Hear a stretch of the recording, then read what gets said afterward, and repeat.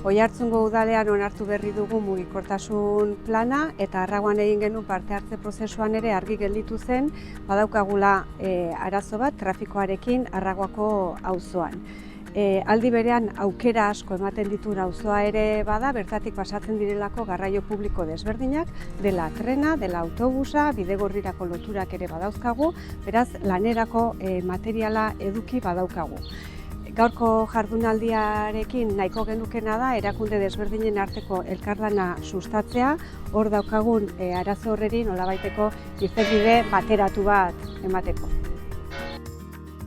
Guzti hau dator, Oiartzungo udalak mugikortasun plan bat egin zuelako, gainera Errazek parte hartu zuen, Errazek idatzi zuen mugikortasun plan hori, eta plan horren barruan aipatzen zen gauzetariko bat, intermodalitatearen gaia zen, batez ere Arraguako nodoari begira, ez? Baina proiektu honetan saiatu gara Arraguarako pixa proposatzen edo buruan genuen hori Gipuzkoarako ere baliogarria dela ulertzea eta hortik etorri da Gipuzkoako mugikortasuna berpentsatzeko jardunaldi hau.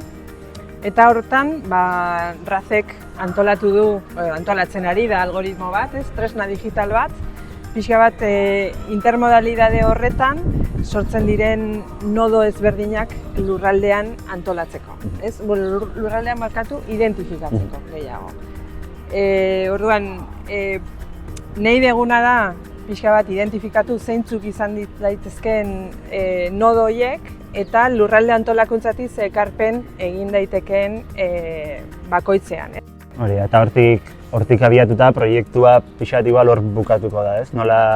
Nola diseinatu nodo horiek, nola eraldatu daitezkeen nodo horiek, nolakoak izan beharko luketen guk egunerokoan gehiago erabiltzeko eta ulertu ditzagun gure hirien, gure herrien edo gure lurraldearen parte bezala.